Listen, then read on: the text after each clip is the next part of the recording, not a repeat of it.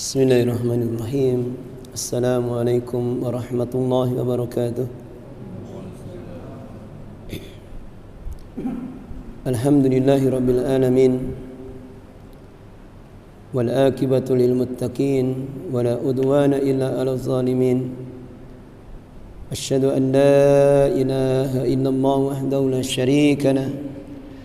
Wa asyhadu anna Muhammadan abduhu wa rasuluhu la nabiyya ba'dah. Allahumma salli ala Muhammad wa ala alihi wa sahbihi wa man tabi'ahum bi ihsan ila yaumiddin. Ayolah ikhwah jami'an, jamaah sekalian, yang semoga senantiasa dimuliakan dan dirahmati oleh Allah Subhanahu wa taala.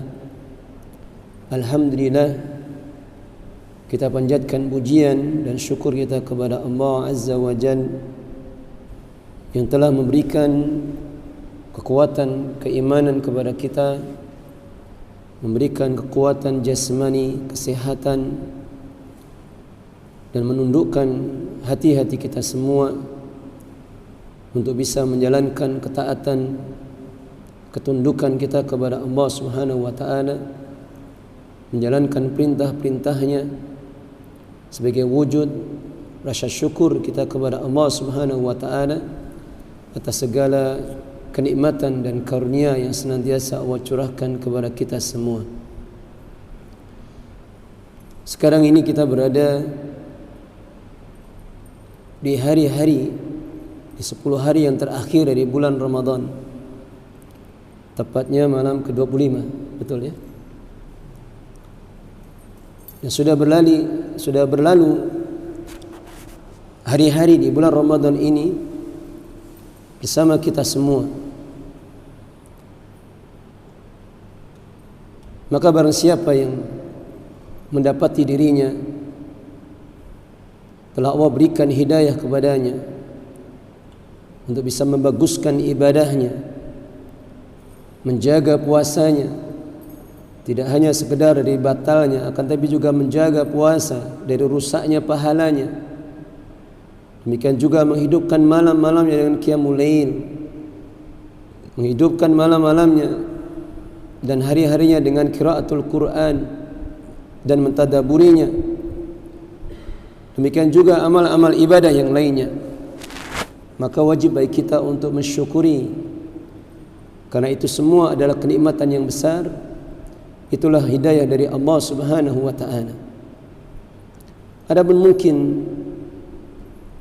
bagi sebagian di antara kita yang mungkin merasa masih kurang di dalam menjaga ibadah-ibadah itu, maka segeralah bertaubat kepada Allah Subhanahu wa taala, kemudian memanfaatkan sisa-sisa waktu yang ada untuk berusaha membaguskan amal.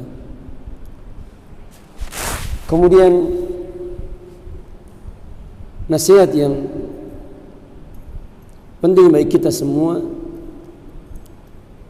setelah jerih payah, kesusahan, keletihan kita di dalam menjalankan ibadah, ketaatan-ketaatan di dalam bulan Ramadan ini adalah bagaimana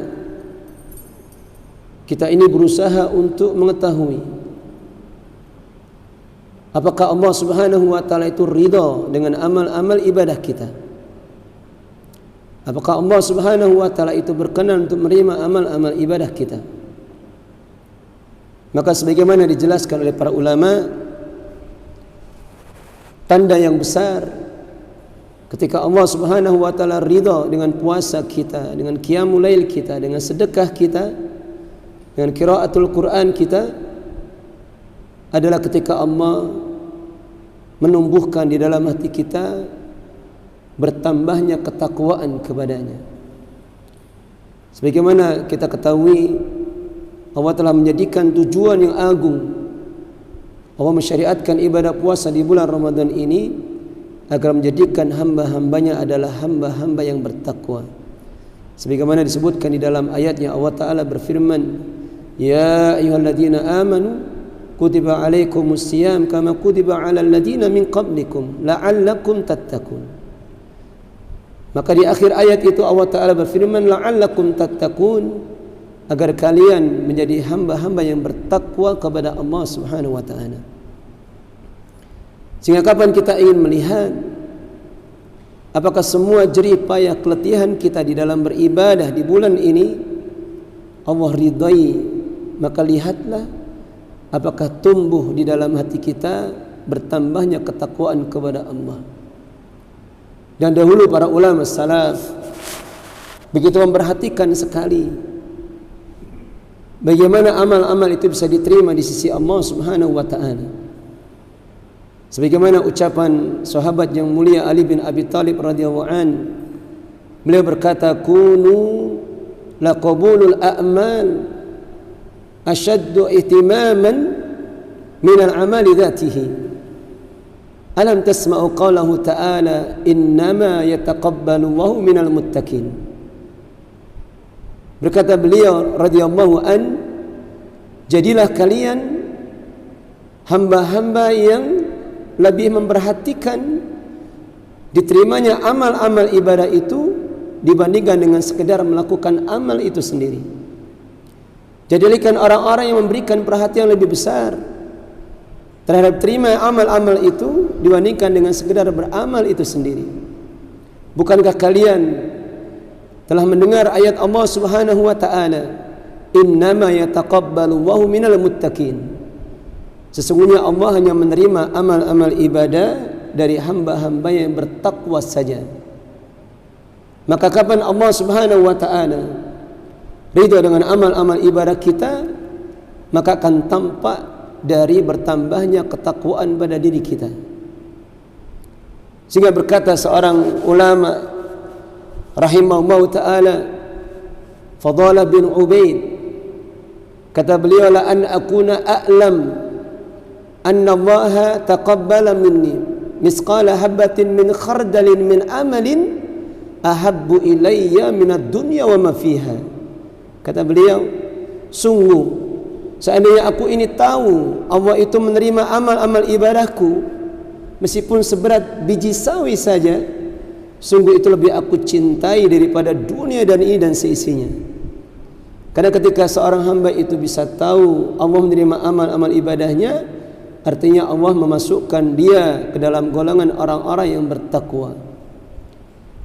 Sehingga dahulu para ulama salaf rahimahumullah ta'ala ajma'in, kapan mereka hendak bertemu dengan bulan Ramadan, mereka banyak berdoa untuk dipertemukan dengan bulan Ramadan.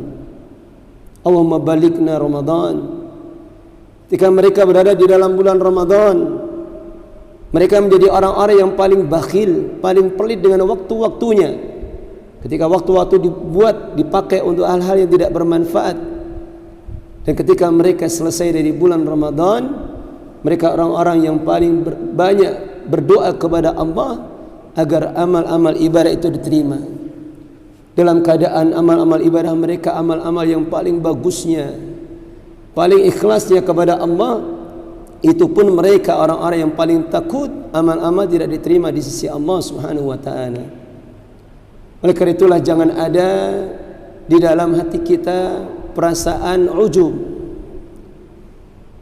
Ketika kita bisa menjaga puasa 1 bulan, menghidupkan malam-malam qiyamul lail, khatam sekian kali dari bacaan Al-Quran, maka jangan pernah ada di dalam hati kita perasaan ujub berbangga dengan amal-amal ibadah itu. Akan tapi justru di antara tanda Allah ridha kepada hambanya, ketika ada di dalam hati seorang hamba itu rasa khawatir, rasa takut amal-amal yang tidak diterima di sisi Allah Subhanahu wa taala. Jangan seorang merasa telah berbuat banyak kebaikan kepada Allah.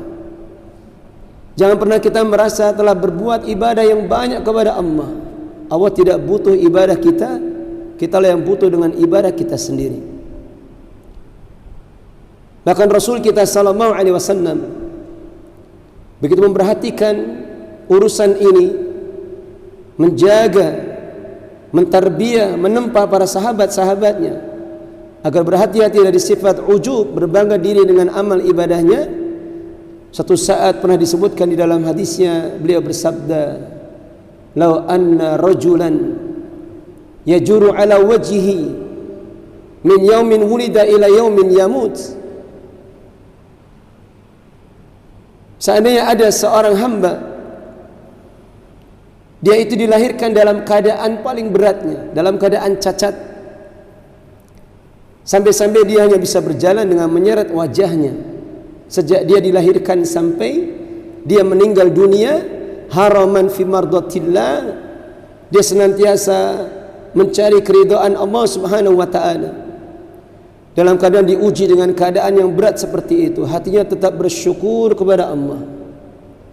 Hatinya tetap berusaha untuk menjaga ibadahnya, menjauhi perbuatan-perbuatan dosa. Dan itu semata-mata mencari keridhaan Allah Subhanahu wa taala. Kata Nabi, la haqirahu yaumal qiyamah. Niscaya dia akan meremehkannya kelak pada hari kiamat. Dia akan remehkan semua amal-amal ibadahnya itu kelak pada hari kiamat di hadapan Allah Subhanahu wa taala. Maka ketika Nabi ditanya, bagaimana itu bisa terjadi ya Rasulullah? Maka Rasulullah kemudian menjelaskan, itulah ketika Allah tampakkan, Allah ingatkan nikmat-nikmat yang dulu pernah Allah berikan kepada hambanya. Sungguh satu kenikmatan saja tidak bisa kita tandingi dengan semua amal ibadah kita. Sungguh satu kenikmatan melihat saja, kenikmatan mendengar, kenikmatan bisa berjalan, apalagi kenikmatan ilmu, kenikmatan Al-Quran, kenikmatan keimanan, maka itu tidak bisa dibalas dengan semua amal ibadah kita. Ditambah lagi meskipun kita tidak pernah berbuat dosa sedikit pun di dunia ini, itu pun tidak bisa membalas kenikmatan, satu kenikmatan saja Allah berikan kepada kita. Oleh karena itulah, jangan seseorang dia merusak amal-amalnya sendiri dengan membiarkan ada sifat ujub di dalam dirinya. Karena di antara perkara-perkara yang bisa merusak amal-amal ibadah kita, sehingga Allah jadikan sebagai debu-debu yang berterbangan. Wa qadimna ila ma amilu min amalin faja'alnahu haba'an mansura. Dan kami datangkan kelak dari semua apa yang mereka amalkan, dan kami akan jadikan amalan-amalan itu seperti debu yang berterbangan. Maka di antara hal yang bisa merusak ibadah-ibadah kita, amal-amal kita, pahala-pahalanya adalah sifat ujub kita dengan ibadah-ibadah yang kita lakukan. Sehingga kadang kita meremehkan saudara kita, fulan ibadahnya kurang sedikit, fulan ibadahnya tidak semangat. Dia meremehkan ibadah saudaranya, dia merasa ibadahnya lebih baik. Maka ini di antara hal yang dibenci oleh para ulama dan diperingatkan oleh Allah dan Rasulnya. Maka ini di antara apa yang bisa kita jadikan sebagai nasihat untuk kita semua. Maka kita mohon kepada Allah Subhanahu wa taala, semoga Allah senantiasa memberikan taufik dan hidayah kepada kita semua, agar kita bisa beristiqamah di atas tauhid ini, di atas ittiba'us sunnah ini, beristiqamah di atas semua ketaatan-ketaatan yang kita lakukan. Dan semoga Allah berkenan menerima semua amal-amal ibadah kita di bulan Ramadan ini. Akhiru da'wana walhamdulillahirabbil alamin. Semoga bermanfaat. Subhanaka Allahumma bihamdika asyhadu an la ilaha illa anta astaghfiruka wa atubu ilaik.